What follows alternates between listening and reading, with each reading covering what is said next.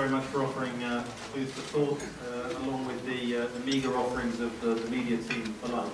I can see a fair number of people wanting to ask questions. Can I ask you to wait for our microphones to reach you, and also just to tell us who you are and where you're from. So, starting sort of left to right, if I can start with the gentleman over there and work round. We'll take 2 or 3 if we may, so we can actually hear from as many people as possible. Hi, Simon Kennedy from Bloomberg News. I was wondering if you could provide an outlook.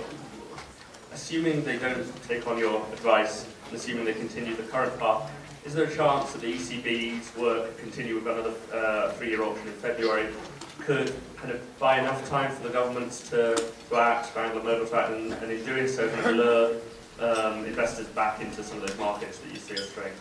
Could you just repeat your Sure. Yeah. The ECB doing what? The ECB in buying time for action. I think I'm right in saying? Yeah, and can they continue to do so, and by buying the time for the governments, perhaps governments act, and then investors kind of are lured back into the sovereigns? Okay, let's not have quadruple decker questions, because then I know key that it's. So, ECB buying time, gentleman there. Marco Panara, La Repubblica. Being an Italian, I'd like to make a question about Italy. How do you see what the new government is doing and how it will affect the stability of euro and the euro? So, possibility for the ECB to buy time. Italy, lady at the end. Yes, I'm from China, from Tencent. You have the articles, very interesting article about China to deal with the currency crisis. But what's the solution? What is the recent observation of the RMB internationalization? And we know that you have a big office in Hong Kong. I'm from Hong Kong. What do you want to do in Hong Kong? Is it Hong Kong would be the good hub for RMB internationalization? So will Hong Kong be a good hub for the international trade in the renminbi? So let's try and take those 3. And I wish I could say they formed a seamless partnership, but they don't. The big issue is how does euro cope with the danger of a Greek default, because that is something that is looming. It may or may not be avoided, but the euro zone, the rest of the eurozone needs to be. You need a stronger firewall than has been established to withstand the possibility of a Greek default. And that is where my concern is, and that is where I think the Padua-Scopa plan could come in useful, because by enabling Italy and Spain to borrow at 1%, that would definitely set them apart from Greece. So that's why I bring this up, as that we have a tool that would actually help us get through that very serious test that is facing us. I think Italy actually is doing really quite well. The Monti government is a big difference between Greece and Italy. In Greece, the politicians are actually in the government and are preparing for elections. And so you have a very unfavorable political dynamic operating in Greece. And in Italy, you have a technocratic government, and the politicians have to go along with it, which they are doing now. But as Mario Monti has now repeatedly stated, there has to be some reward. That has to show. It has to bring some positive benefits to Italy, because that will strengthen the Monti government, and that will, let's say, discourage Berlusconi from thinking of toppling the government, because if he were to deprive Italy of the benefit of being able to borrow at 1%, he would be punished at the polls. So he would have no inducement to overturn the Monti government. It would strengthen the Monti government. So that's why I'm advocating it. And Hong Kong, of course, actually has emerged as an important hub of offshore renminbi, although developments in the last month or so have slowed things down considerably. Okay, I'm carrying on with the Mexican wave style of taking questions here, because I can see a huge number of hands rolling up. So I'm going to start there and then take this table. And if we can just keep the questions as picky as I know you're all capable of being.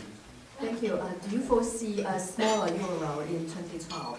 And also, what is your best guess about the United States strategy in resolving Eurozone crisis, or just let it deteriorate later? Thank you. What was the first part? A smaller euro in 2012 and US strategy on resolving the euro crisis. And we're just going to try and take a few more questions because I think almost everybody in the House has a question for us. Hello, I'm Dr. Silvestrid Anna, that's my name. Swedish economy has also been quite successful besides Germany. Why do you think, and can the rest of Europe learn anything from this? Thank you. I'll recap it for you. Alexander Rupser, Swiss TV, Swiss Television. The Swiss National Bank fixed a minimum exchange rate of 120 between Swiss franc and euro. Would you speculate against it? Do you think it's the right measure? Okay, I'll rattle through those questions, which is to say, are we going to see a smaller euro in 2012? US strategy to deal with the eurozone. Are there lessons to be learned from the Swedish economy and its success? And finally, the Swiss franc. Is that something you'll be speculating against in the months to come? Well, let's go on. Start with the euro. So that's really, since I argue that markets are unpredictable, this is one of the things that actually can't be predicted because it depends on the decisions that are going to be taken. So Greece obviously is on the edge of default, which could push Greece out of the eurozone. It would require, I mean, the odds, let's say, are in that direction. And therefore, you have to strengthen the rest of the eurozone so that it should hang together more strongly. And that is the task that needs to be accomplished. And you asked about the United States has been taking a position of benign neglect, I would say. And Sweden, particularly, has Yes, been... well, I think the Swedish way of dealing with the financial crisis, injecting equity, effectively, temporarily nationalizing the banks, was, in my opinion, a more effective way of dealing with it than let's say, socializing the liabilities, but not the equity of the banks. So I think the Swedish model was very successful in that respect. And lastly, how safe is the Swiss National Bank in fixing the franc to the euro? Well, first of all, I'm retired from running the hedge fund, and secondly, I would not speculate against it because the Swiss National Bank is in a position to print as many Swiss francs as are necessary to preserve that.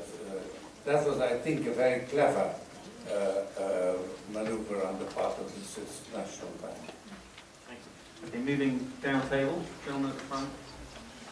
Lady in Hi, I'm from Beijing, China Central Television. I just want to ask a question about the United States.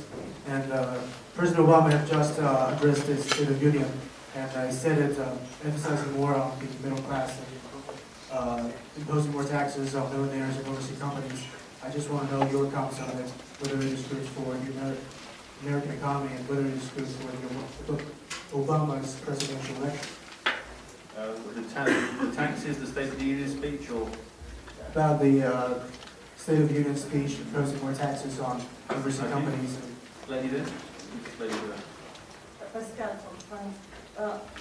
What could ever convince Germany to change its course, its approach to the crisis?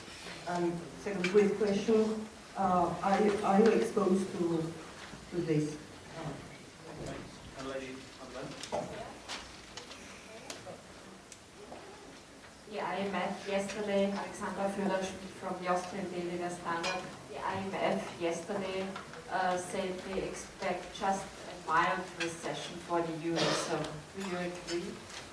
Okay, so recapping on those questions. The first one I didn't get. A chance to respond to Obama's State of the Union speech where he called for taxes on millionaires. And the second question was Germany changing course. That's the one. I happen to be one of the billionaires who believe that you need, the rich do need to pay more taxes, and I do support the Obama program in that respect. And I'm very much a minority, I think, in the hedge fund community, because they don't like being taxed. Are you a billionaire ganging up on millionaires?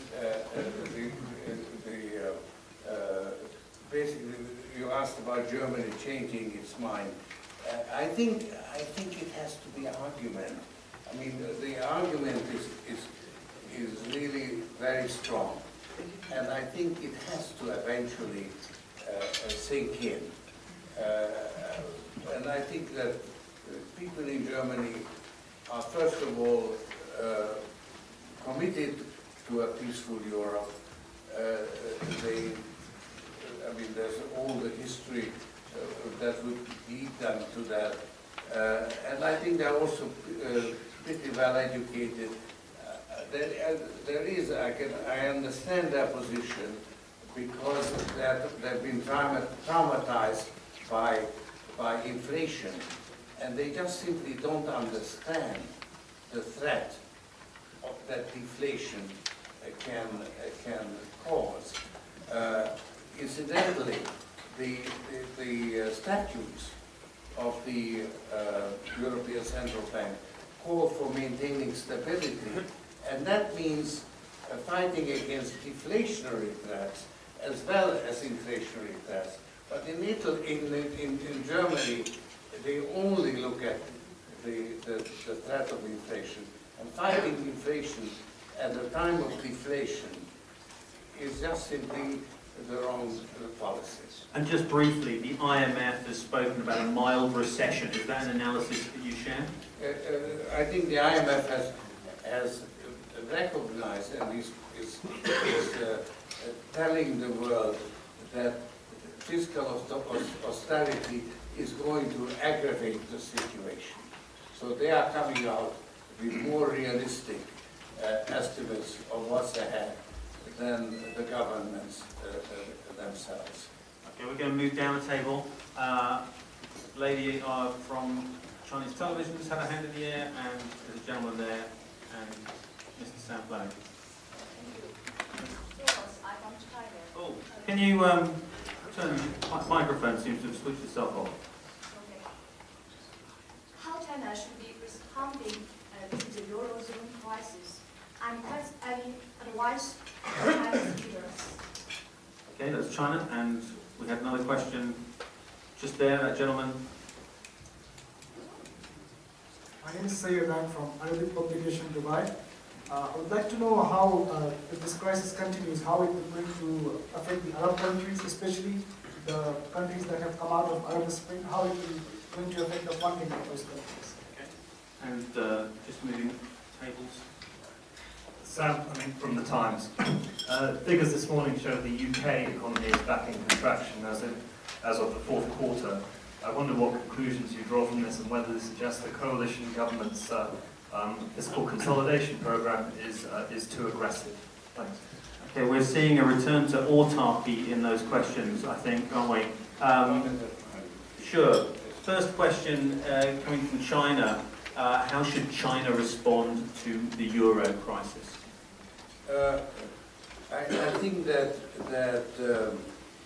the Chinese government is preparing the Chinese public that they may not be able to maintain the 8% growth that was taken for granted because of the diminished demand for Chinese exports. And there is a question of how long the Chinese model of growth can be maintained, and I think that the Chinese government is preparing for a change that would mean lower rate of growth in the future. And now turning to the Arab world, what impact will it have on investment in the Arab world, this current crisis? Well, I see the Arab Spring as one of the, let's say, more hopeful signs in the world. And so far, so good. And I think it's important that this revolution should be successful, because if it isn't, it's liable to be followed by other revolutions which would be less benign than the one that is currently occurring.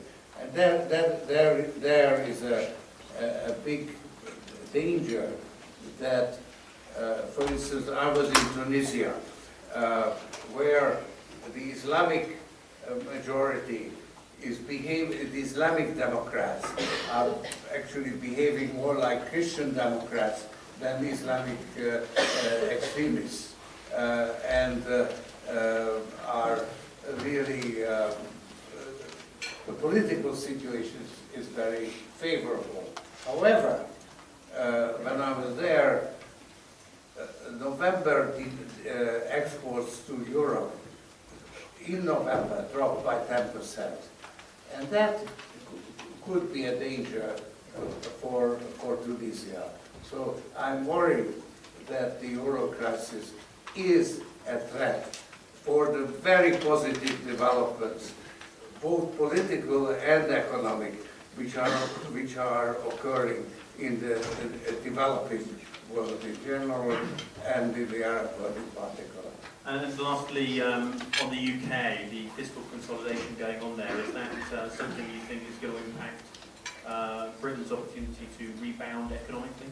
Well, I think that to expect a rebound is unrealistic. But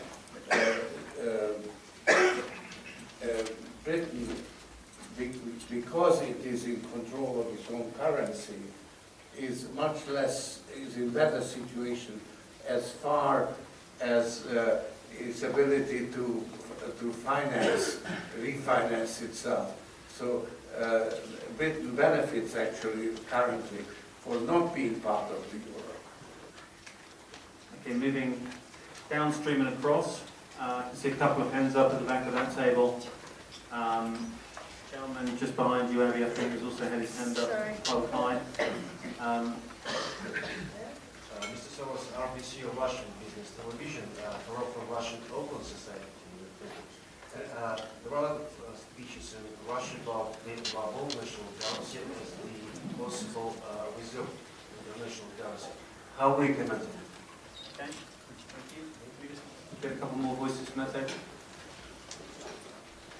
Louis from Mr. Soros, you said one of the flaws about the euro is that it lacks rules for how to exit the currency zone. So could you please elaborate on how you envisage the details in such a monetary prenup agreement? Okay, and lastly, just lady next door. Mr. Soros, Amy Kellogg from Fox. I was just wondering what you think is the biggest impediment to job creation in Europe. Okay, going through those one at a time. So, firstly, the Russian currency, the ruble. What prospects ask the gentleman for it as an international reserve currency? I think dim. I think we can leave that one there. Leaving the euro. What are the sort of necessary moves to enable countries to leave the euro? What are the sort of prenup agreements that need to be put in place? Well, I think that there is no provision for exiting the euro. Greece may pose a problem if it in fact defaults and then not having a primary surplus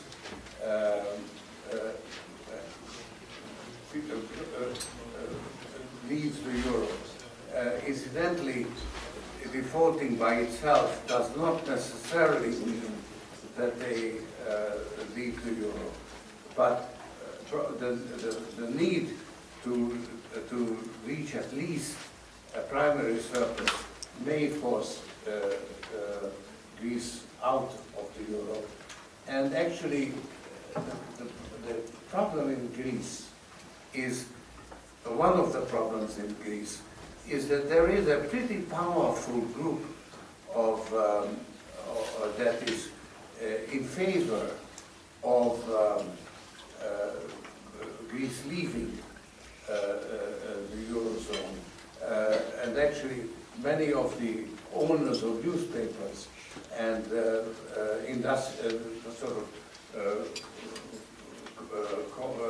owners of conglomerates have very big arrears in paying taxes, and they much prefer to pay those taxes in drachma rather than in euros. And that is actually one of the reasons why Greece is in the trouble that it is. So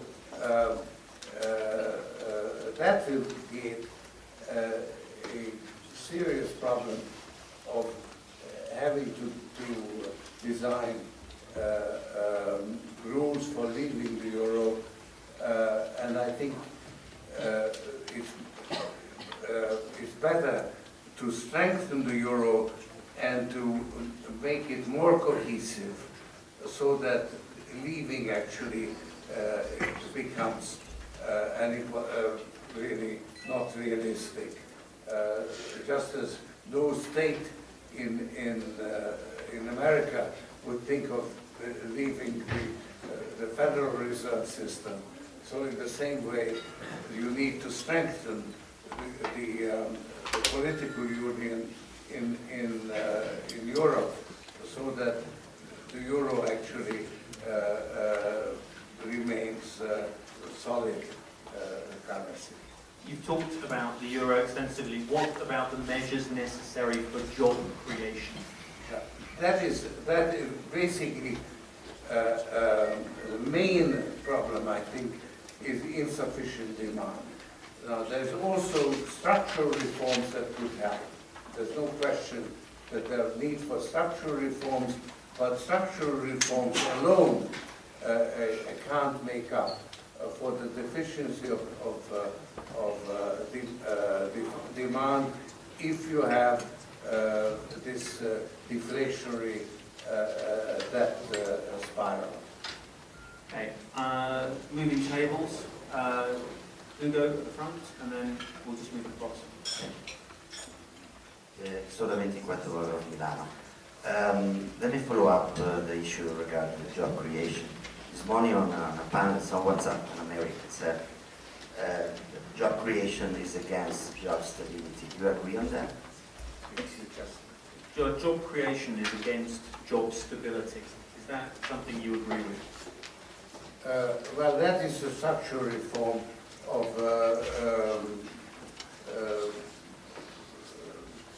creating a more flexible labor market.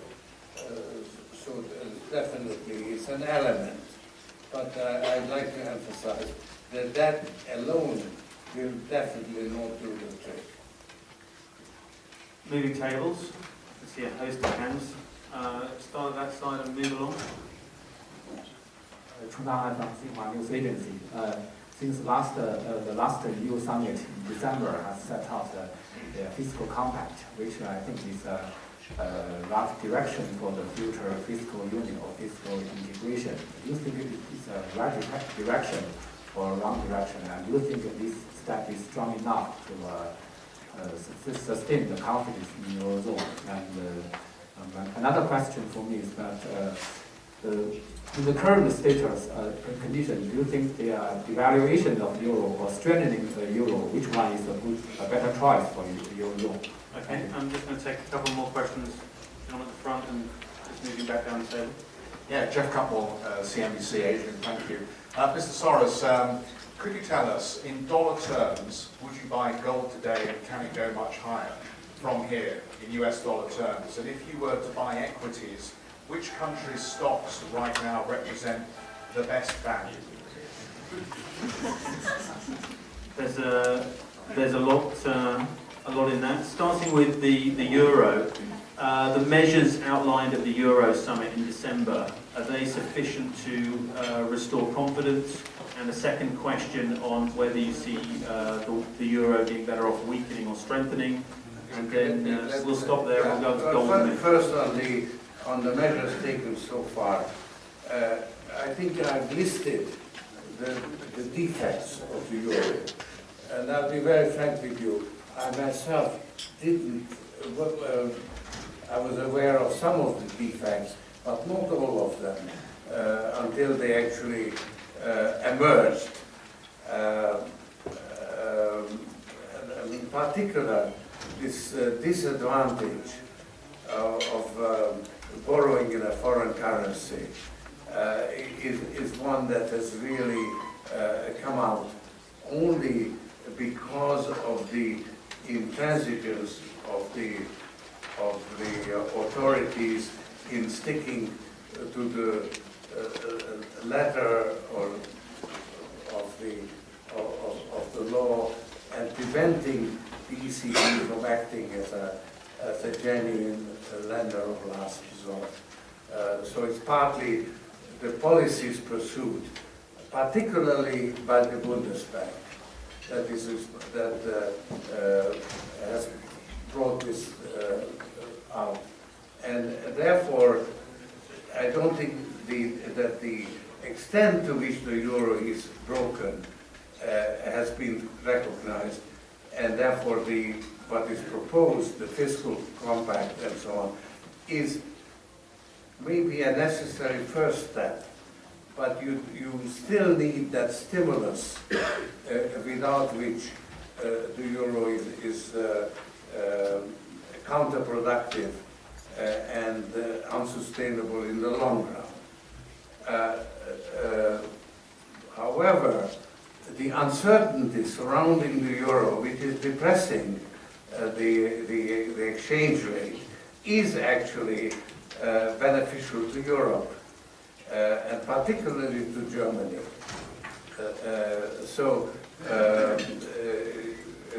Actually a lower euro exports the problem, transfers it to the rest of the world. Thank you. Our lunchtime clock is winding down, so I think I've nearly got around to the final table. Jeff Cutmore from CNBC is after a little free investment advice. Would you buy gold today in US dollars? And also, which countries do you see as being...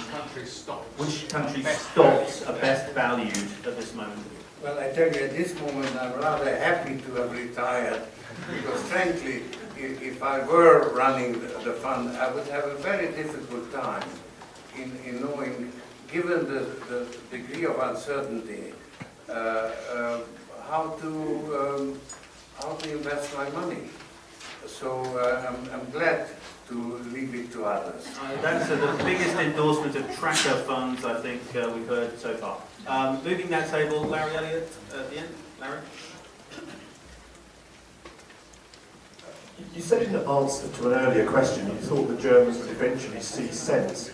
You also said that the German anti-inflationary psyche runs very deep in their cultural history. Don't you think it's more likely that there will need to be some catalyst for the Germans to change their approach, which might include a country like Greece leaving the euro, rather than the Germans waking up one morning and saying, actually, we've been wrong all along, we're going to change course? Okay, and just at the front of that table.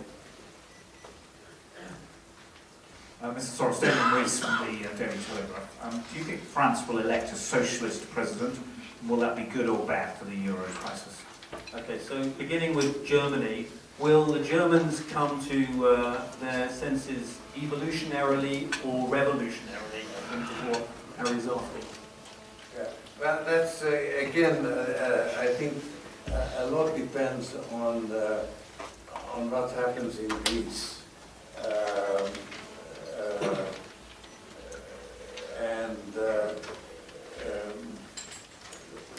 I think that there is a definite shift in German thinking for the better, in a way, to recognizing that this isn't working. But I think we are quite far yet from really abandoning this one-sided emphasis on inflation as the only threat to stability. I think you really will have to experience the deflation. I mean, you are in fact experiencing it because every country is failing to meet its targets because of the deflationary pressures. And the IMF is pointing out, for instance, in the case of Spain, that if they actually took additional measures to meet the targets, that would move them further away from the target. So the evidence is coming through. How much more will they need to recognize that this is a self-defeating course? I can't tell, but I think one should keep on hammering this home so that we can't leave this alone. A question on French politics. Do you think that France will elect a socialist president? And if you do, will that be a good thing or not such a good thing? Well, I have no impression yet of what François Hollande stands for. So I am probably as much in the dark as the French electorate. Whether it would be a good thing or not, as I say, Time will tell. But yeah, I have no view. My favourite journalistic expression from years in television. Okay, I'm going to move to the last table. I'm slightly blocked in my view, but I have seen a gentleman standing by the window. His hand up for probably the longest of anyone in the room. There's one further. Yeah. Hi, thanks. Frank Kane from the National Newspaper of Abu Dhabi. I just want to ask Mr. Soros' opinion on the oil price and where it will go this year. You're very consistent, Frank. Just that was exactly the same question you asked in the co-chair's press conference. Gentleman next.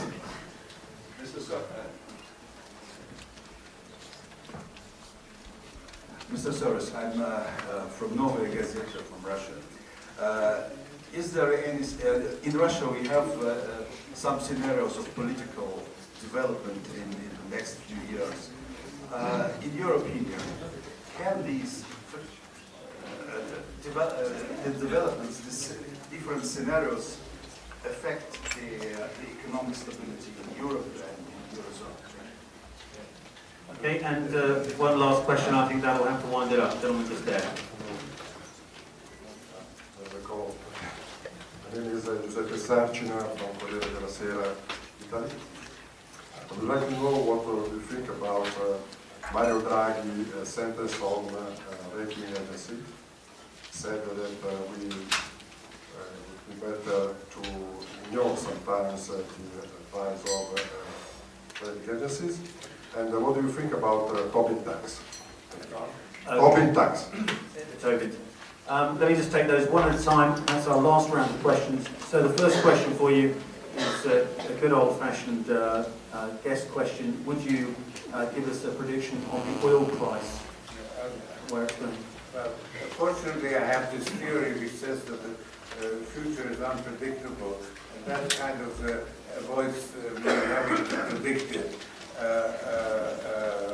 However, there's of course tremendous tension with regard to Iran, and I think that the Iranian government is in dire straits because the Arab Spring, which is now affecting Syria, is also going to eventually endanger the Iranian regime, which is already extremely narrowly based and divided, about as divided as it can be without actually collapsing. And therefore, they are desperately looking for some external threat that might hold them together. And that does make the situation very dangerous indeed. A question on the Eurozone and its impact, I think, in Russia on politics and society there. Well, I think that something very important is happening in Russia, generally speaking. I think it has, the big thing is that it has become patriotic to be opposed to the Putin regime. And therefore, I think that regime also has to change. I don't expect Putin, or I do expect Putin to remain president, because that's one position that would could give him immunity. So he'll cling to it as long as possible. But the regime has proven itself to be ineffective, and as I say, it's patriotic to be critical. So I think that there is a positive change. And altogether, I'd like to emphasize that while the problems of the euro are very serious indeed, and the developed world is in a very serious political and economic crisis. When you look at the world and you look at what's going on in the developing world, not only economically but politically, the move towards just as Europe has forgotten the principles of open society on which the European, which made the European Union a fantastic object.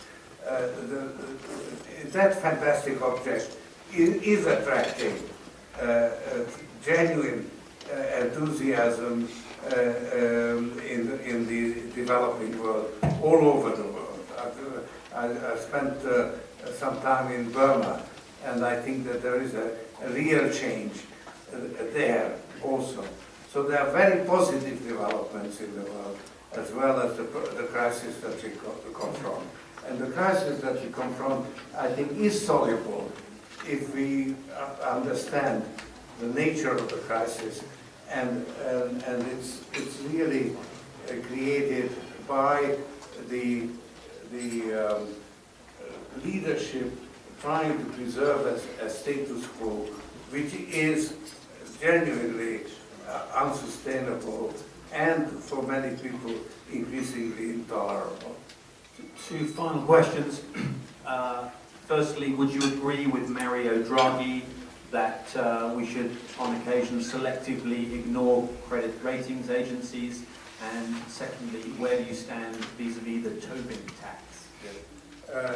I think that is correct about Draghi, and I think that it's very important to realize that the EFSF is best used in guaranteeing the European Central Bank, because the European Central Bank can accept the EFSF at full faith, whereas the markets don't.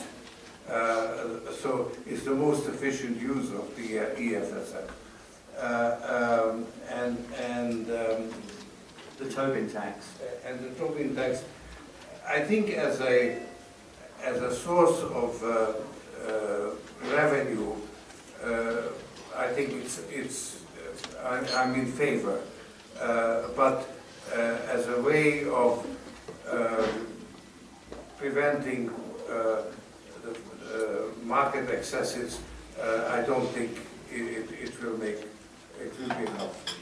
Mr. Soros, thank you for an engaging and wide-ranging introduction to this annual meeting. I think we'll all go away with a much better sense of where we want to direct our questions. Ladies and gentlemen, thanks to you too. If you thank Mr. Soros on all our behalf.